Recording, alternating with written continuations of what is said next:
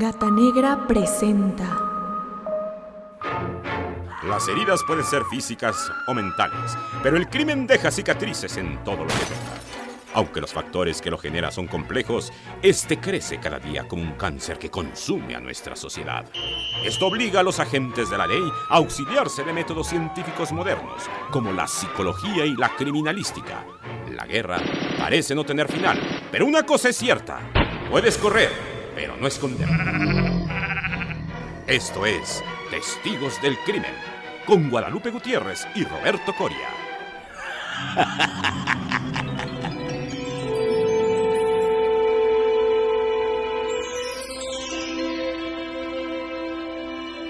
Desde nuestras instalaciones en la Ciudad de México y para todo el mundo, nos da mucho gusto darle la bienvenida a una nueva emisión de Testigos del Crimen, mi querida Guadalupe Gutiérrez. ¿Qué tal, Roberto Coria? Nuestro tema de hoy, Lupita, tenemos para todos ustedes un tema, pues que bueno, curiosamente, en las próximas semanas se estrenará la película de Brian De Palma, La Dalia Negra, que es una adaptación precisamente de la novela de James Ellroy y que... bueno, atendiendo a esta idea de que el crimen puede ser también considerado una de las bellas artes, esta novela se basa en un caso real y que es el que vamos a tratar en esta ocasión. Por supuesto, es el de Elizabeth Short. Exactamente. Llamada La Dalia Negra, ¿no? ¿Cómo ocurre todo esto? Pues yo creo que primero deberíamos de hablar acerca de los sueños, los sueños de fama, los... jóvenes que de alguna manera, así como ustedes han visto en muchos de estos reality shows, estos programas donde pues de alguna manera jóvenes ordinarios como ustedes o como yo son tentados por la idea de la celebridad, por la idea de la fama, por la idea de la fortuna, y pues tratan de probar sus aptitudes como cantantes, como actores, y pues tratan de hacerse de ello pues de un lugar de relevancia ante sus semejantes. Sí, y esto es parte del caso de la bella y hermosa señorita Short, uh-huh, ¿no? Que ella intenta, bueno, por su belleza, era una mujer muy, muy bella, muy, uh-huh, hermosa, intenta incursionar en el cine, pero además cuando la veían, porque ella trabajó como mesera, uh-huh, ya sabemos, ¿no? Muchos del gancho, mucho del sueño precisamente de ir tras los sueños hollywoodenses, y más en la época en que ella estuvo, uh-huh, en Los Ángeles, que fue hacia 1946, 45, etcétera, uh-huh, era esta fábrica de sueños. Entonces, uh-huh, bueno, pues ella fue persiguiendo algo diferente de la vida que había llevado, o poder hacer algo con esa belleza, en donde lamentablemente hasta la fecha se sigue creyendo que solamente por esto se puede ser artista, ¿no? Uh-huh. O una buena actriz. Y entre esto, bueno, ella encontró otro destino bastante fatal. Ese sueño se rompió desafortunadamente para ella. Platícanos un poco cómo fue el hallazgo o cómo nos enteramos de este crimen. Bueno, esto ocurre, ella desaparece, la última vez que la ven es el 9 de enero de, uh-huh, 1947. Uh-huh. Ella contaba en este tiempo con 22 años. Y hacia el 15 de enero del 47, pues una mujer que se llama Betty Bersinger, uh-huh, la encuentra en un terreno baldío muy cerca de su casa, ahí en Norton Avenue y la calle 39 en Los Ángeles, ¿no? Uh-huh. Ve el cadáver desnudo de una mujer con el rostro lastimado, y lo más terrorífico de esto es que partido por la mitad. Entonces ella va hacia la policía y pues notifica, ¿no? Empieza todo el relajo y, uh-huh, se da la identificación a través del FBI, uh-huh, porque ella trabajó en uno de estos tantos trabajos que ella fue peregrinando, estuvo trabajando para el gobierno federal como oficinista, ¿no? Uh-huh. Y bueno, la identifican y es Elizabeth Short, uh-huh, de 22 años. Algunas consideraciones criminalísticas sobre este hallazgo. Primeramente deberemos decir que por la ausencia de indicios en ese sitio, ese no fue el lugar donde se cometió materialmente el homicidio, es decir, es el lugar del hallazgo, el lugar donde el cuerpo fue transportado para pues evitar algún tipo de vínculo con la persona o las personas que cometieron el delito. Y bueno, ya entrando en estos términos del lugar de los hallazgos y la escena del crimen, ¿cuál es la diferencia o de qué se trata cada uno? Pues bueno, el lugar de hechos es el sitio donde materialmente se comete el crimen y donde encontramos indicios físicos que señalen esta situación. En este caso, el cadáver estaba limpio, lo cual no había sangre en el lugar, lo cual indicaba obviamente que ahí no había sido cometido el delito. De acuerdo a esto, la necropsia decía que ella murió por una hemorragia y por traumatismo craneoencefálico. Ella tenía muchísimas heridas contusas, es decir, golpes, obviamente pueden ser causados por una mano, por un objeto de bordes romos, en el rostro, en el pubis, en el vientre y en la parrilla costal. Tenía dermoabrasiones en tobillos y muñecas. Esto quiere decir que la habían atado de manos y de tobillos. También su útero no tenía signos de haber estado embarazada jamás. Su cavidad anal se encontraba dilatada, tenía desgarros en las paredes. Esto obviamente sugiere que fue violada. Y aunque se realizó un rastreo de espermatozoides, no se encontró rastros de estos. Obviamente no necesariamente tuvo que haber sido violada por una persona de manera física, pudo haber sido violada con un instrumento, lo cual produjo estos desgarros. Y algo curioso es que ella tenía un defecto genético, sus genitales no estaban completamente desarrollados. Esta situación se llama vagina infantil y pues obviamente la hacía incapaz para mantener el acto sexual. Pero ¿qué te parece, Guadalupe, si continuamos con un par de consideraciones más sobre el cadáver después de esta pausa? Me parece excelente porque esta parte de cuestionamiento acerca de la vagina infantil que tenía fue de gran relajo y barullo en esa época. Regresamos. Si quieres descubrir al asesino, quédate con los testigos del crimen.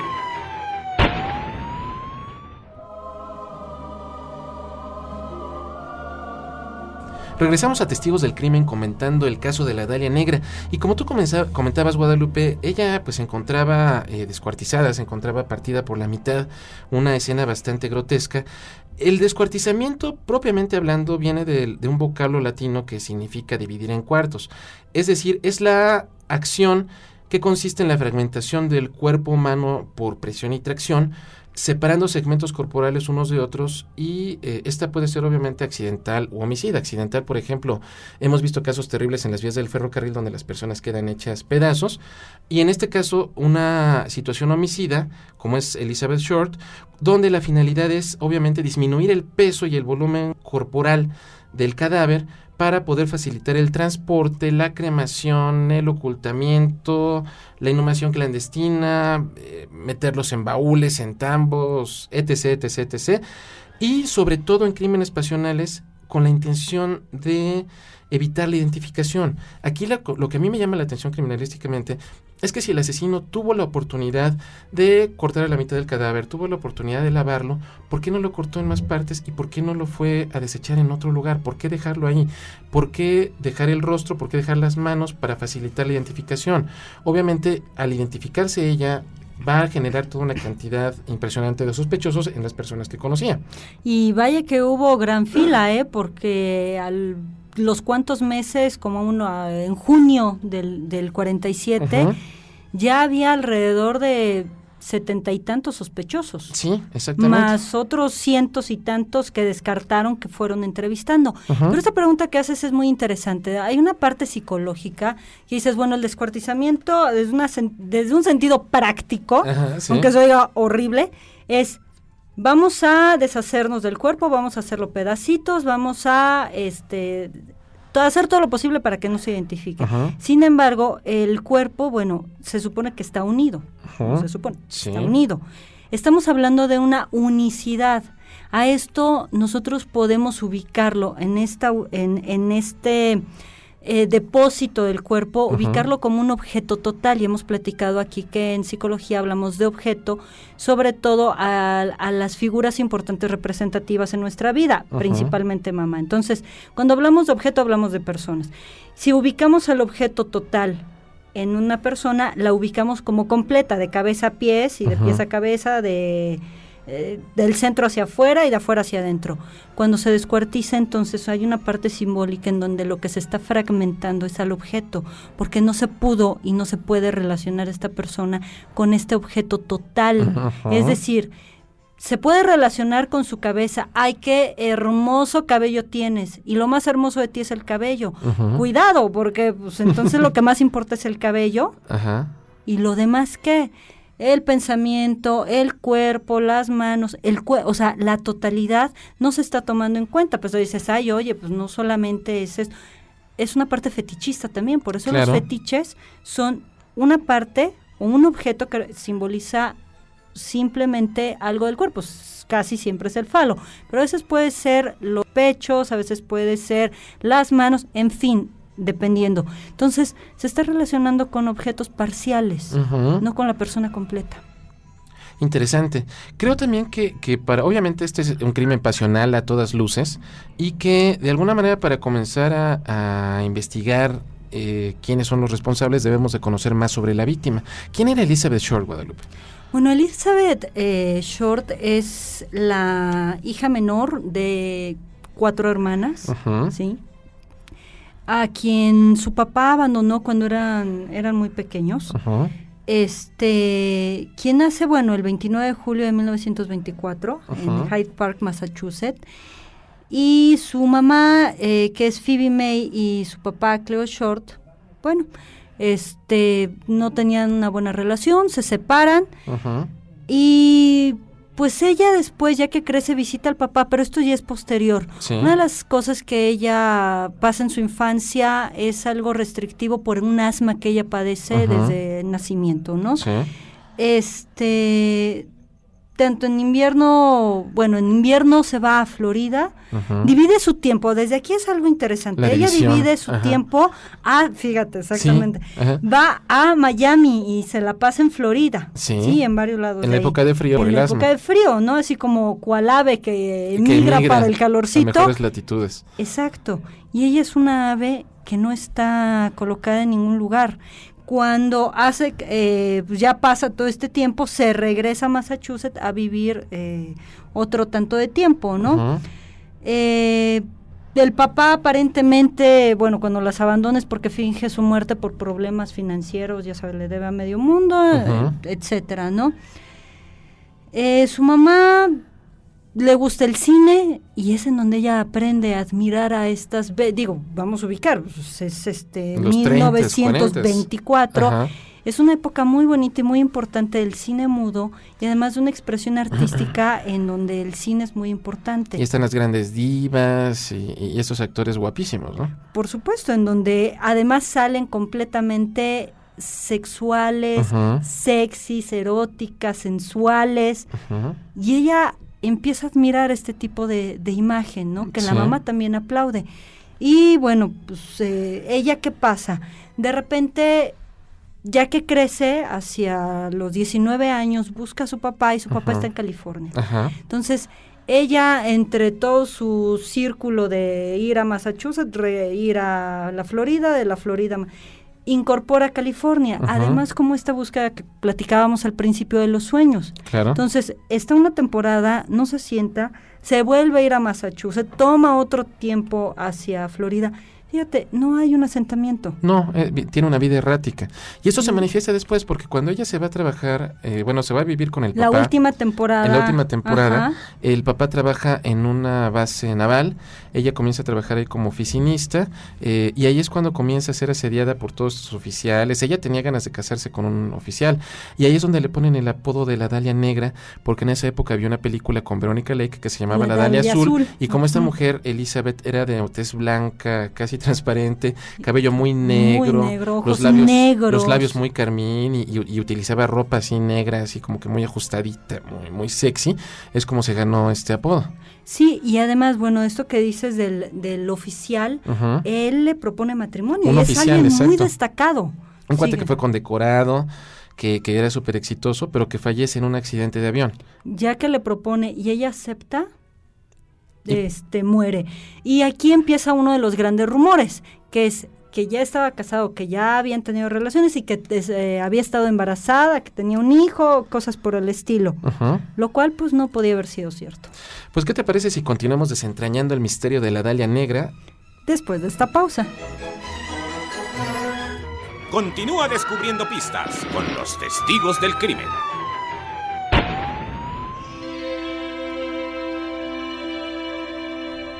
Y ya estamos de regreso aquí en Testigos del Crimen y seguimos platicando acerca de la Dalia Negra y esta gran inestabilidad que tenía, en donde lo que estábamos platicando, Roberto, era que inclusive en su último tiempo de vida, ya viviendo en Los Ángeles, nunca estuvo en un solo lugar. No.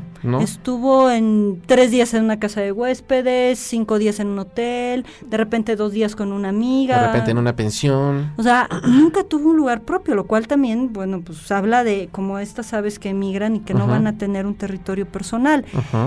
Lamentablemente, bueno, ella dentro de estas expectativas de matrimonio se ven frustradas, como estábamos platicando, y bueno, tiempo después ya recuperándose del duelo, del dolor, del impacto, bueno, pues los galanes nunca le faltaron. Eso sí. Siempre, por eso también había tanto sospechoso. Exactamente. Sí, porque de todos, de alguna u otra forma tenían que ver porque la rondaban.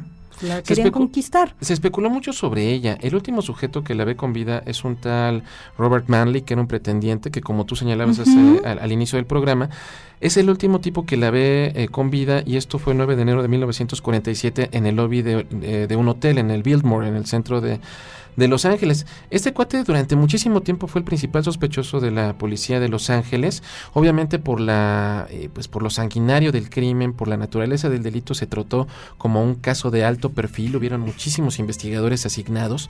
Entonces, este Manley voluntariamente accedió a someterse a un par de pruebas de polígrafo, el detector de mentiras, y después de que se corroboró su coartada y se estuvo rascando, se quedó establecido que el tipo no era responsable, aunque es significativo que el sujeto poco tiempo después fue internado por su esposa en un hospital psiquiátrico porque oía voces, posible rasgo de esquizofrenia, y muere en 1986. Si efectivamente fue él o no el autor del asesinato, todavía queda en duda.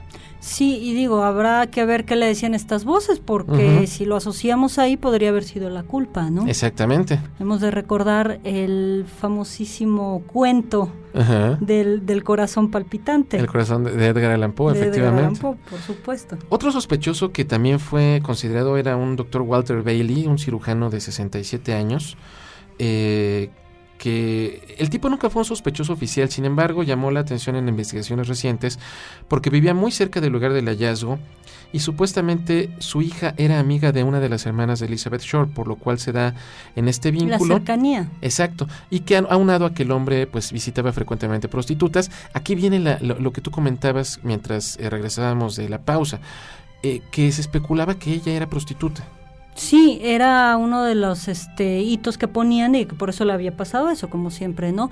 Pero no podía ser por esta parte de que se encontró, bueno, en la autopsia se encontró que anatómicamente estaban bien, útero, etcétera. Sin embargo, lo que era vagina, labios, en fin, era esto que mencionabas de vagina infantil. Así es. Sí, bueno, y cómo queda toda esta área, ¿no? Queda muy incongruente. Sí. Si ella tenía este problema, era muy difícil que fuera prostituta en el sentido de relaciones y de la relación vaginales.